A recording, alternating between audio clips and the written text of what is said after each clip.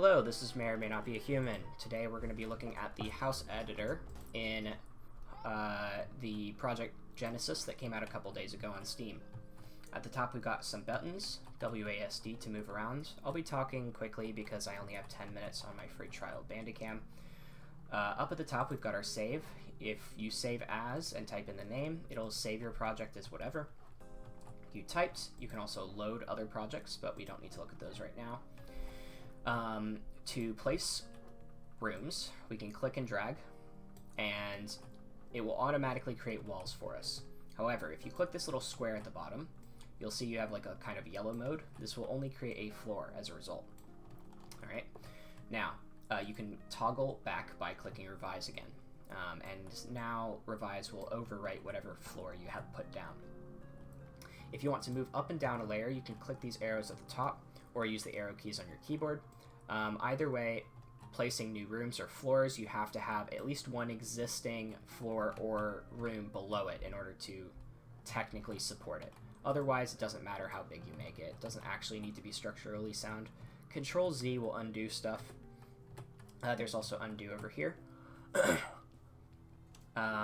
Zoom, you can zoom in with the mouse wheel as usual, and you can press R to rotate to the back side.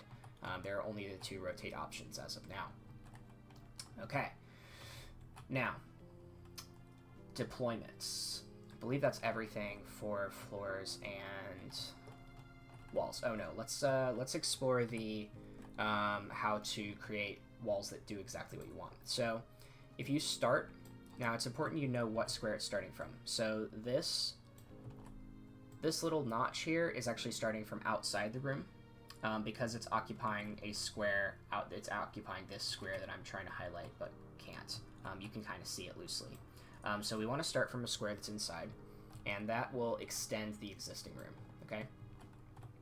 Now if I rotate, it will give me the same perspective either way, so that will help you to kind of create things that are a little bit more versatile.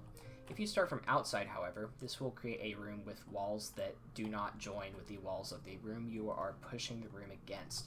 So you can see here that this is a wall separating the two. If you push it even further in, it will displace the walls of the current room and force this room to occupy it. Okay. If you try to connect two existing rooms with a single wall, it will only extend the room you start from. This wall has been pushed into the existing room. So you would actually need to delete this and start over. Bulldoze is our delete tool. It will work as long as there aren't objects above it. So let's talk about our deploy menu. If we go up a layer, these are physical objects that occupy space in the world. You can place them down by clicking and placing like so. If you press and hold Control, you can place multiple pieces. However, if you press N or M, you can rotate, but it will not carry across for the control feature, so you'll have to press N or M every time to rotate it the way you want it to be.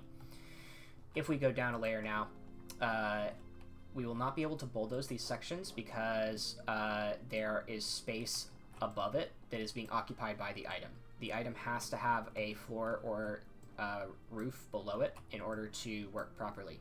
So we can see here that certain parts are working and others aren't, and we can see that those parts correspond with the with these rails we created. All right, other things to consider about deployment. You can deploy doors to connect rooms, and these doors will be 2 wide or 1 wide or 3 wide. The 3 wide one only has a texture on one side, so be careful of that. Now if we press escape to go into playtesting mode, and we can either click on the door to open it, or we can physically walk through it, and this will allow us to kind of debug our house and make sure that it works and that everything looks good. Alright, so we go back to our build menu. We can select different backgrounds. So we got cliff, we've got forest, we've got island, and you can kind of see the edges by scrolling around. We've got manor, and we've got suburban. Manor is nice because it shows the exact size of the, or loosely, displaced by one tile, the exact size of the space we have to work within. Apartment is a little bit wonky because, as you can see, it automatically draws walls below your lowest floor down indefinitely. However, if you had an item placed, like say a tree, on the blank space here, well, that would look fine on the cliff. If you do apartment, it's just going to be floating there. Now, items besides deploy. Our Fernalia registry is just our kind of, this is not hugely useful. These are going to be NPCs. You might be able to prototype them as sprites, I'm not sure. Our Athenium are capture-loggable items that have actual physics. So if I click this and then I drop it, we can see that it has physics. If I go up and I drop it, we can see it falls onto that layer there. And if I do it this way, we can see it falls indefinitely because it actually treats this space as not occupying space. But now, if I do it, it does in fact have a ground.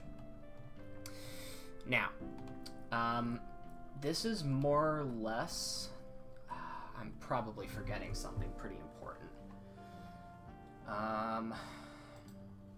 Yeah, the bug. Okay, so there's a really annoying bug. Placing items is super buggy. If we place an item, now you can see here that I can click this item and select it from the layer below. But now if I click off, it kind of ceased to exist, but it's actually still there. It occupies that space and we can no longer destroy it. So if I take out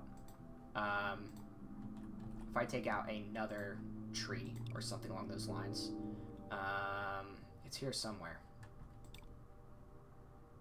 Ah, it's right over here. You can see it still occupies space, and for some reason the actual physical hitbox of it is here. It got stuck here. And it's just there now. We can't get rid of it. If you sometimes, it does still show up physically. I kind of made it a bit weird because it's, yeah. Anyway, you get the idea. It's buggy. So be careful of that. Only select items from layers that you intend to work within, because otherwise you'll end up placing ghost items that break your house. As far as I can tell, there's no limit to the number of floors you can use, nor is there a limit to the amount of stuff you can put in your house. You can kind of use this to game the system because some of these deploy objects are worth money that you can use in-game. Grist, for those of you who actually know Homestuck. And you can place an indefinite number of these items as far as I can tell. Okay. Nope, that's not what I want.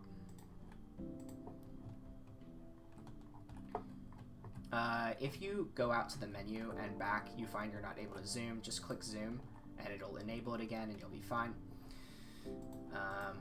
Let's see.